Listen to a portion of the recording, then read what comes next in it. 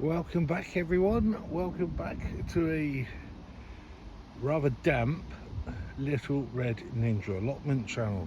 Wow, this week has been a complete write-off nearly with the rain we had at the beginning of the week. Wow, that was pretty horrific. But in today's video I've got a few jobs to do on the plot. One thing I need to show you that is one job that I do this time of the year every year, and it helps with a little bit of a problem, and I think you might enjoy that. The process is pretty easy, but it also helps. But also check on a few crops that I've got, my Tropicino, which I need to go and check in a bit, see how that's getting on, and a few other bits. But I need to get my leaf bulb bin ready for supplies that will be coming very soon, and that is one up and coming video that I'm going to do. I'm going to go down and check my secret location in the next couple of weeks, just to see how the trees are doing, or if they're even shedding some of the leaves, which I can collect already, fingers crossed. But let's crack on with today's video, and let's go and have a look at the Tropicinos and see how well they're doing. So let's get on with it. Well, here we go. Here's my Tropicino plant, and as you can see, excuse the leaf, they're doing all right. These ones are quite thin. These are probably the same size as a stick of rock in thickness, but this one, which I'll show you right now, is unbelievable, and it's all the way down to the ground, and I would say that is over a meter long. This is pretty spectacular. I'm not really concentrated on growing Tropicinos in the past, but this is phenomenal. Yeah, I'm quite happy with that. There are other ones scattered around. There's one here that's going back on itself, as you can see, but yeah, looks like a German sausage. Well, it's getting like one anyway, but overall quite happy with that.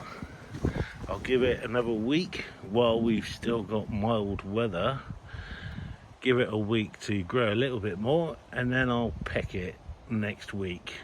So yes, pretty good. And also obviously over here I need to crop this and crop this, ready to put my onions in.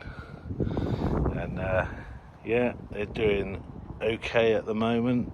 Beetroot definitely needs cropping, and there are some relatively good sized ones like there and in there. There are good size, but definitely need to crop those this week, ready for storage.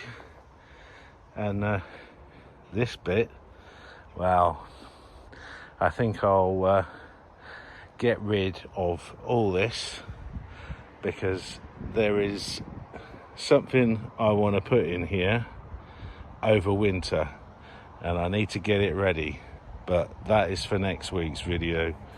So let's crack on with the rest of it and show you what I'm going to do. So let's get on with it. And the purpose of today's video is really to get my leaf bulb bin ready for all the new leaves that are going in. And what I need to do, as you can see there, the top layer is pretty dry, and I have had it exposed to the elements, and as you can see, the water just goes right through. Everything else underneath is saturated, but I'll show you that in a minute. But what I normally do with these leaves is I usually take these out, lift what's underneath that is saturated, put it in compost bags, and stick this at the bottom. But this year, this layer of leaves I'm sticking in my new compost bin, as just to help with the new compost bin. Do exactly the same thing as it does in here, but I need it somewhere else. I'll still get plenty of leaves to fill right to the very top, and I would say the height of this at the moment is about 3.5 feet, so quite a lot of leaves in there. But let's get on and sort this out so I can show you what's underneath. But in the meantime, I'll put all these leaves in the compost bin, so let's get on with it. Well, here we go. Here's the leaves I've moved into the compost bin. And one thing I didn't say in my previous video about adding compost stuff for the compost bin, always, and I mean always, make sure it is as level as you can get it, because then you get an even cook with what you put in. But let's go down and show you what was underneath all these leaves. And yep, the reason why they're wet is because we've just had an absolute hoodie of a storm. And lucky, because I don't have to give them a dousing of a couple of watering cans, so that saves me a job. So let's go down and show you what was underneath all this lot. So let's get on with it. Here we go. Here is what was underneath, and a lot of the leaves have become very holy. They look like doilies, a lot of them, and that is the microbes eating away at all the dead matter. So they're really good job going on at the moment. But I did say earlier in the video that this was one of the main jobs in today's video, and I've decided, as we are getting wet, I think I will leave this for a couple of weeks. Not until I've seen what the leaves are like at my secret location. So I think what I'll do, I'll give it another water, but I think there might be some more rain coming. So get that sorted, put the cover back on, and go and do what I came over to do. And that is something I do every September around this time of the year, just to help with the allotment for next year. So let's get on and show you what I'm gonna do. Wow, here we go. And this is what I do on the allotment in September. One of my most important jobs, and it is to apply this stuff. And this stuff is really good. This is a organic way of getting rid of slugs. Anywhere you spray this stuff, anywhere where you think you've got a slug problem, it will get rid of it, because it is very much like the Alien film. The nematodes in that go after the slugs, and the slugs don't like them at all. In fact, they actually hate them. And when I've done it on this plot, and I usually do it mainly around the edges, in the middle, and if I'm doing a new variety of veg, that's where I usually spray it.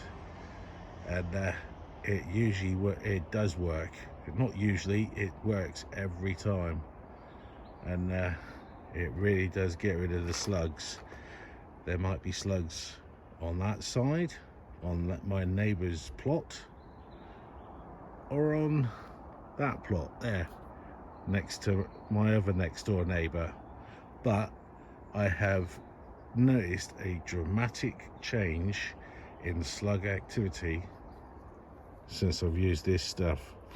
And don't get me wrong, this is not a plug or a review of this stuff from this company. I'm not getting paid by them, but it works, so give it a go. The only downside, it's very expensive, but it's worth it. When you grow a lot of veg and your veg gets decimated by slugs, use this. Works every time. So let's go and show you what I do to apply all this biological slug killer. So let's crack on. Well, before I show you the process of applying the nematodes, I've got a special guest. Well, I've not got a special guest. Little Ninja's got a special guest. He's got a friend of his that's just turned up, Wing Commander Ducky. And he's obviously flown in, and he's wanting to see what we're getting up to. So very much nice to meet you again, Wing Commander Ducky. I expect you're quite busy at the moment, flying around, but we need to crack on, don't we, Ninja? So, yep, I'll leave you two to have a chat, and I'll get on with sorting out these nematodes. So, do excuse me. Here we go. I've dissolved it into this watering can, and giving it a really good stir, just to break up any solid particles of what was in that pack. And if you do buy this stuff, there are full instructions on the actual outer bit of the box, and I do believe there are some on the inside, which you can see just there. So it's really good instructions to follow. They say ideally not to do it on a sunny day, but today I can discount that. Yes, there is sun, but there's more cloud and there's more rain. So I'll get on with this, put a couple of glugs into this one, fill it up with fresh water, and then water the areas that I think need doing. And the way I do the glugs is I count as if I'm skydiving. I go 1, 1,000, 2, 2,000, 3, 3,000, and that is enough to put in there. And I'll demonstrate. So hopefully I won't spill it. Hopefully. So 1, 1,000, 2, 2,000, 3, 3,000. There we go. That should be more than enough. So all I need to do is just fill it up to the top, and then water where I want to do it. So let's get on and do that, and come back when I've done. So be right back. Before I add all the nematodes that I've mixed up, they last about 6 weeks on the packet, it says, but I've found that I can get cover for the whole of the plot for the majority of the winter. So the time is middle of September now, well, coming to the end of September, and I'll have October covered, November covered, December and January covered with lack of snails, even when they should be multiplying. They're not. So let's get on with the rest of the video.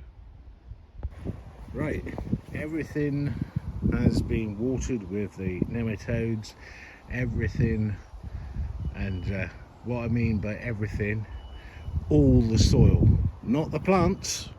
That is crucial. You water the ground, not the plants. So everything ground level has been watered. I have got a few gaps up there, and when it comes to raised beds, especially with that stuff, and as you can see, I've got wood there, I've got the raised bed there. I do it around the edges because slugs like wood for some reason, or like trying to hide around the wood. So I've done that. Haven't done the top bit, but that is a work in progress. I'm just leaving that. But everywhere else I've watered with the nematode solution. Is because, as you know, there is a lot of changes going on the plot for next year, and I've also done in the polytunnel as well, giving it a solution in here, and all I've got to do is just re-water the whole area in here and out here with just some fresh water, just to help it go below the ground. And that is beneficial, but it's also better when it rains. It's ideal to do it, to add this solution when it rains, because then you won't have to water, because the rain will send it down below the ground. So I think that is another good job done. I've just got to get a few other things and then I'm sorted for today's video, namely check what job to do next. And the next job I'm going to do, which is for next week, is I'm going to be measuring out my raised beds I'm going to have here and down there. So if you've liked today's video, thank you very much for watching, and thank you very much for joining my journey, all the new subscribers. And I hope you've enjoyed today's video about biological slug control. And that is it, because I try and not use slug pellets. But if you have enjoyed today's video, please smash that like button. That is very beneficial, especially for me, and especially for YouTube, is what they say. So this is Paul signing off from a slightly sunny Little Red Ninja allotment channel, and I need a cuppa, so I need to go back, get myself a cuppa. And until then, Little Ninja and his mate, Squadron Leader Ducky, we'll see you the next time. Well, maybe not Ducky, but certainly Little Ninja will be around, because he's supervising at the moment. So until then, this is Paul signing off, and I'll see you in the next one. Bye for now.